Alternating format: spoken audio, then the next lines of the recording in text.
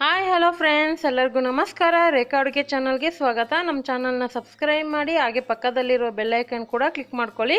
ಬನ್ನಿ, ಇವತ್ತೊಂದು ಈಸಿಯಾಗಿ ಒಂದು ಡಿಫ್ರೆಂಟಾಗಿ ಬದನೆಕಾಯಲ್ಲಿ 2 ಥರ ರೈಸ್ ರೆಸಿಪಿ ಮಾಡೋದು ತೋರಿಸ್ಕೊಡ್ತೀನಿ. ಎರಡೂ ಒಂದೇ ಥರ ಇದೆ ಅಂತ ಕನ್ಫ್ಯೂಸ್ ಮಾಡ್ಕೋಬೇಡಿ. ಇದರಲ್ಲಿ 2 ಥರ ರೆಸಿಪಿ ತೋರಿಸ್ತಾ ಇದ್ದೀನಿ. ಬೆಳಗ್ಗೆ ಮಕ್ಕಳಿಗಂತೂ ಲಂಚ್ ಬಾಕ್ಸಿಗೆ ಮತ್ತು ಬ್ರೇಕ್ಫಾಸ್ಟಿಗೆ ಟಿಫನ್ ಕೂಡ ತುಂಬಾ ಸಿಂಪಲಾಗಿ ಮಾಡ್ಕೋಬೋದು.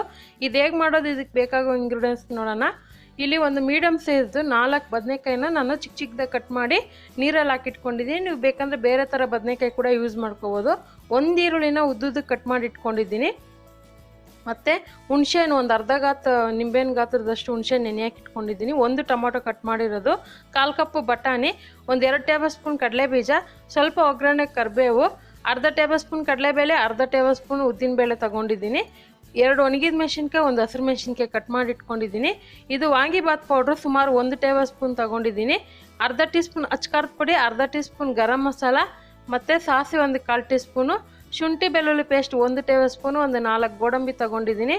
ಮತ್ತು ಮಸಾಲೆ ಇಂಗ್ರೀಡಿಯೆಂಟ್ಸು 1 ನಕ್ಷತ್ರದ ಹೂವು, ಮತ್ತು ಪಲಾವ್ ಎಲೆ 2 ಲವಂಗ, 2 ಪೀಸ್ ಚಕ್ಕೆ, 2 ಏಲಕ್ಕಿ, 1/4 ಟೀ ಸ್ಪೂನ್ ಸೋಂಪು ಕಾಳು ತೊಗೊಂಡಿದ್ದೀನಿ. ಮತ್ತು ಕೊತ್ತಂಬರಿ 1/4 ಕಪ್ಪು, ಪುದೀನ 1/4 ಕಪ್ ತೊಗೊಂಡಿದ್ದೀನಿ. ತುಪ್ಪ 1-2 ಟೇಬಲ್ ಸ್ಪೂನು, ರುಚಿಗೆ ತಕ್ಕಷ್ಟು ಉಪ್ಪು, ಮತ್ತು ಮಾಡೋದಕ್ಕೆ ಎಣ್ಣೆ. ಈಗ ಹೇಗೆ ಮಾಡೋದಂತ ನೋಡೋಣ ಬನ್ನಿ. ನೋಡಿ, ಇವಾಗ ಅನ್ನ ಮಾಡಿ ಇಟ್ಕೊಂಡಿದ್ದೀನಿ. ಸುಮಾರು 1/4 kg ಅಕ್ಕಿನಲ್ಲಿ, ನಾರ್ಮಲ್ ಸೋನಾ ಮಸೂರಿ ಅಕ್ಕಿನಲ್ಲೇ ಉದ್ರುದ್ರಾಗಿ ಅನ್ನ ಮಾಡಿ ಇಟ್ಕೊಂಡಿದ್ದೀನಿ. ಈಗ ಮೊದಲಿಗೆ ಒಂದು ಸಿಂಪಲ್ಲಾಗಿ ವಾಂಗಿಬಾತ್ ಮಾಡೋದು ತೋರಿಸ್ಕೊಡ್ತೀನಿ. ಸೊ ಇದಕ್ಕೆ 3 ಟೇಬಲ್ ಸ್ಪೂನ್ ಎಣ್ಣೆ ಹಾಕಿ, ಸಾಸಿವೆ, ಉದ್ದಿನಬೇಳೆ, ಕಡಲೆಬೀಜ ಎಲ್ಲ ಹಾಕ್ಕೊಂಡು ಸ್ವಲ್ಪ ಲೈಟ್ ಆ್ಯಂಡ್ ಗೋಲ್ಡ್ ಕಲರ್ ಬರೋವರೆಗೂ ಫ್ರೈ ಮಾಡ್ಕೊಳ್ಳೋಣ. ಸೊ ಆಲ್ರೆಡಿ ವಾಂಗಿಬಾತ್ ನಾನು ಮಾಡೋದು ತೋರಿಸಿದ್ದೀನಿ. ಇದೊಂದು ಸಿಂಪಲಾಗಿ ಈಸಿಯಾಗಿ ಮಾಡ್ಕೋಬೋದು. ನೋಡಿ, ಇದಕ್ಕೆ ಖಾರಕ್ಕೆ ನಾನಿಲ್ಲಿ ಹಸಿರು ಮೆಣಸಿನ್ಕಾಯಿ, ಒಣಗಿದ ಮೆಣಸಿನ್ಕಾಯಿ ಹಾಕ್ಕೊತಾ ಇದ್ದೀನಿ. ಸ್ವಲ್ಪ ಒಗ್ಗರಣೆ ಕರಿಬೇವು ಸೊಪ್ಪು ಕೂಡ ಹಾಕ್ಕೊತಾ ಇದ್ದೀನಿ. ಹಾಕ್ಕೊಂಡು ಇದನ್ನು ಫ್ರೈ ಮಾಡ್ಕೊಳ್ಳೋಣ. ಈಗ ಇದಕ್ಕೆ ಬದನೆಕಾಯಿ ಹಾಕ್ಕೊತಾ ಇದ್ದೀನಿ. ನೋಡಿ, ಇದೇ ಬದನೆಕಾಯಿ ಅಲ್ಲ, ಸಾಂಬಾರು ಬದನೆಕಾಯಿ ಅಂತನೆಲ್ಲ ಬಿಳಿ ಬದನೆಕಾಯಿ ಕೂಡ ಬರುತ್ತೆ. ಸೊ ಮೈಸೂರು ಬದನೆಕಾಯಿ ಅಂತಲೂ ಬರುತ್ತೆ ಉದ್ದಕ್ಕೆ, ಅದು ಕೂಡ ಯೂಸ್ ಮಾಡ್ಕೋಬೋದು. ಸೊ ಈ ಬದನೆಕಾಯಿ ಹಾಕ್ಕೊಂಡ್ಮೇಲೆ ಚೆನ್ನಾಗಿ ಫ್ರೈ ಮಾಡ್ಕೊಳ್ಳೋಣ. ಮೀಡಿಯಮ್ ಫ್ಲೇಮಲ್ಲಿ ಇಟ್ಕೊಂಡೆ ಫ್ರೈ ಮಾಡ್ಕೊಳ್ಳಿ. ಇದಕ್ಕೊಂಚೂರು ಉಪ್ಪು ಹಾಕ್ಕೊತಾ ಇದ್ದೀನಿ. ಇದನ್ನು ಕಡಿಮೆ ಊರಿನಲ್ಲೇ 2 ನಿಮಿಷ ಫ್ರೈ ಮಾಡಿಕೊಂಡ್ರೆ ಬೇಗನೆ ಬೆಂದೋಗುತ್ತೆ ಬದನೆಕಾಯಿ. ಮತ್ತು ನಿಮ್ಗೆ ಏನಾದರೂ ಟೈಮ್ ಇಲ್ಲ ಅಂದರೆ ಇದಕ್ಕೊಂದು 2-3 ಟೇಬಲ್ ಸ್ಪೂನ್ ಆಗೋಷ್ಟು ನೀರು ಹಾಕ್ಕೊಂಡ್ರೆ ಸಾಕು, ಬೇಗನೆ ಬೆಂದೋಗುತ್ತೆ. ಈಗ ಇದು ಚೆನ್ನಾಗಿ ಫ್ರೈ ಮಾಡಿದ್ದೀನಿ ಎಣ್ಣೆನಲ್ಲೇ. ಇವಾಗ ಹುಣಸೆಹಣ್ಣು ರಸ ಹಾಕ್ಕೊತಿದ್ದೀನಿ. ಜಸ್ಟ್ ಒಂದು ಅರ್ಧ ನಿಂಬೆಹಣ್ಣು ಗಾತ್ರದಷ್ಟು ಹುಣಸೆಹಣ್ಣು ನಾನು ನೀರಲ್ಲಿ ನೆನೆ ಹಾಕ್ಕೊಂಡಿದ್ದೆ. ಸುಮಾರು 1/4 ಕಪ್ ಆಗೋಷ್ಟು ನೀರು ಹಾಕ್ಕೊಳ್ಳಿ ಸಾಕು. ಇವಾಗ ಹುಣಸೆ ರಸ ಹಾಕಿದ ಮೇಲೆ ವಾಂಗಿಬಾತ್ ಪೌಡ್ರ್ ಹಾಕ್ಕೊತಾ ಇದ್ದೀನಿ. ವಾಂಗಿಬಾತ್ ಪೌಡ್ರು ಹೇಗೆ ಮಾಡೋದಂತ ಆಲ್ರೆಡಿ ಅಪ್ಲೋಡ್ ಮಾಡಿದ್ದೀನಿ. ನೀವೇನಾದರೂ ನೋಡಿಲ್ಲ ಅಂದರೆ ಒಂದ್ಸರಿ ನನ್ನ ಚಾನಲಲ್ಲಿ ನೋಡ್ಕೊಳ್ಳಿ. ಈಗ ಇದೆಲ್ಲ ಹಾಕಿದ ಮೇಲೆ ಮೀಡಿಯಮ್ ಫ್ಲೇಮಲ್ಲಿ ಇಟ್ಕೊಂಡು 1-2 ನಿಮಿಷ ಬಿಡ್ತೀನಿ. ಸೊ ಎಣ್ಣೆ ಎಲ್ಲ ಬಿಟ್ಕೋಬೇಕು, ಅದು ಗೊಜ್ಜು ಥರ ರೆಡಿ ಆಗಬೇಕು. ಇಲ್ಲಾಂದರೆ ಹಸಿಯಾಗಿದ್ದರೆ ಹುಳಿ ಫ್ಲೇವರ್ ಹೊಡಿಯುತ್ತೆ. ಅದಕ್ಕೋಸ್ಕರನೇ ನಿಮ್ಗೇನಾದರೂ ಖಾರ ಕಡಿಮೆ ಅನಿಸಿದ್ರೆ ಒಂದು ಸ್ವಲ್ಪ ಖಾರದ ಪುಡಿ ಕೂಡ ಹಾಕ್ಕೊಳ್ಳಿ. ನೋಡಿ, ಇವಾಗ ಗೊಜ್ಜು ರೆಡಿಯಾಗಿದೆ. ಸೊ ಎಣ್ಣೆ ಎಲ್ಲ ಬಿಟ್ಕೊಂಡು ಆ ಹುಣಸೆಂದು ಏನು ನೀರಿರ್ತದಲ್ಲ ಕಡಿಮೆ ಆಗಿದೆ. ಇವಾಗ ಇದಕ್ಕೆ ಅರ್ಧ ಅನ್ನ ಹಾಕ್ಕೊತಾ ಇದ್ದೀನಿ. ಅನ್ನ ಕ್ವಾಂಟಿಟಿ ನೋಡಿ ಹಾಕ್ಕೊಳ್ಳಿ.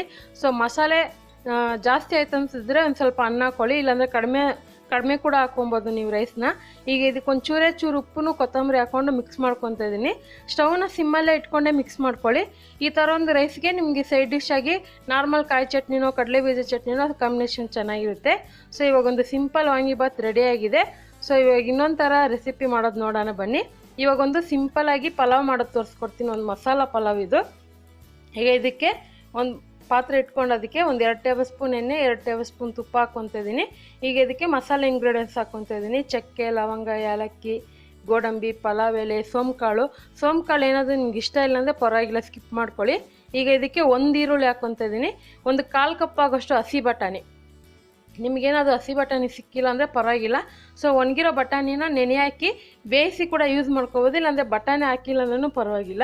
ಈಗ ಇದಕ್ಕೆ ಶುಂಠಿ ಬೆಳ್ಳುಳ್ಳಿ ಪೇಸ್ಟು, ಟೊಮೊಟೊ, ಬದನೆಕಾಯಿ ಎಲ್ಲ ಹಾಕ್ಕೊತಾ ಇದ್ದೀನಿ.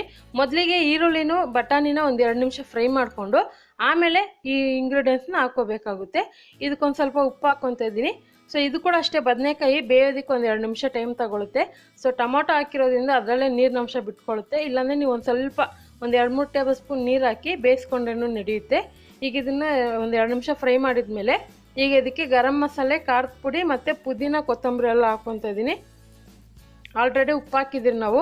ಸೊ ಅನ್ನೂ ಕೂಡ ಉಪ್ಪು ಹಾಕಿ ಬೇಯಿಸಿ ಇಟ್ಕೊಂಡಿರ್ತೀರಿ, ನೋಡ್ಕೊಂಡು ಯೂಸ್ ಮಾಡ್ಕೊಳ್ಳಿ ಉಪ್ಪು. ಇದಕ್ಕೂ ಅಷ್ಟೇ, ಖಾರ ನಿಮಗೆ ಎಷ್ಟು ಬೇಕೋ ನೋಡಿ ಹಾಕ್ಕೊಳ್ಳಿ. ಹಾಕ್ಕೊಂಡು ಇದನ್ನು ಸ್ಟವ್ನ ಸಿಮ್ಮಲ್ಲೇ ಇಟ್ಕೊಂಡು ಫ್ರೈ ಮಾಡ್ಕೊತಾ ಇದ್ದೀನಿ, ಯಾಕಂದರೆ ತಲೆ ಹಿಡಿದ್ಬಿಡುತ್ತೆ ಈ ಸ್ಪೈಸಸ್ ಎಲ್ಲ ಹಾಕಿದಾಗ. ಸೊ ಇದಕ್ಕೆ ಇವಾಗ ಚೆನ್ನಾಗಿ ಫ್ರೈ ಮಾಡಿದ್ಮೇಲೆ ಉಳಿದಿರೋ ಅಂಥ ಅನ್ನ ಹಾಕ್ಕೊತಾ ಇದ್ದೀನಿ. ಅನ್ನ ಕೂಡ ಅಷ್ಟು ನೋಡಿ ಹಾಕ್ಕೊಳ್ಳಿ. ಮಸಾಲೆ ಜಾಸ್ತಿ ಆದರೆ ಸ್ವಲ್ಪ ಅನ್ನ ಎಕ್ಸ್ಟ್ರಾ ಹಾಕ್ಕೊಳ್ಳಿ, ಇಲ್ಲಾಂದರೆ ನಿಮಗೆ ಡಾರ್ಕಾಗೆ ಬೇಕಂದರೆ ಸ್ವಲ್ಪ ಅನ್ನ ಕಡಿಮೆ ಮಾಡ್ಕೊಳ್ಳಿ. ಸೊ ಇದನ್ನು ಹಾಕ್ಕೊಂಡು ಚೆನ್ನಾಗಿ ಮಿಕ್ಸ್ ಮಾಡ್ಕೊತಾ ಇದ್ದೀನಿ. ನೋಡಿ, ಇದನ್ನು ಚೆನ್ನಾಗಿ ಸ್ಟವ್ನ ಸಿಮ್ಮಲ್ಲಿ ಇಟ್ಕೊಂಡೆ ಮಿಕ್ಸ್ ಮಾಡ್ಕೊಳ್ಳಿ. ನಿಮ್ಗೆ ಏನಾದರೂ ಉಪ್ಪು ಖಾರ ಕಡಿಮೆ ಆಯ್ತು ಅಂದರೆ ಇನ್ನು ಸ್ವಲ್ಪ ಹಾಕ್ಕೋಬೋದು. ಇದಕ್ಕೂ ಅಷ್ಟೇ ನಾರ್ಮಲ್ ಚಟ್ನಿ, ಮೊಸರು ಪಚ್ಚಡಿ, ಇಲ್ಲಾಂದರೆ ಕಾಯಿ ಚಟ್ನಿ, ಯಾವುದಾದ್ರೂ ಕಾಂಬಿನೇಷನ್ ಚೆನ್ನಾಗಿರುತ್ತೆ. ಖಂಡಿತ ಇವತ್ತು ಮಾಡಿರೋಂಥ 2 ಥರ ಬದನೆಕಾಯಿ ರೆಸಿಪಿ ನಿಮಗೆಲ್ಲ ಇಷ್ಟ ಆಗಿದ್ರೆ ನೀವು ಕೂಡ ಟ್ರೈ ಮಾಡಿ ಹೇಗೆ ಬಂತಂತ ಕಮೆಂಟ್ ಮಾಡಿ. ಮತ್ತಷ್ಟು ಈಸಿ ರೆಸಿಪಿಗೋಸ್ಕರ ರೇಖಾ ಅಡುಗೆ ಚಾನಲ್ನ ಸಬ್ಸ್ಕ್ರೈಬ್ ಮಾಡಿ, ಶೇರ್ ಮಾಡಿ, ಲೈಕ್ ಮಾಡಿ. ಎಲ್ಲರಿಗೂ ಧನ್ಯವಾದ.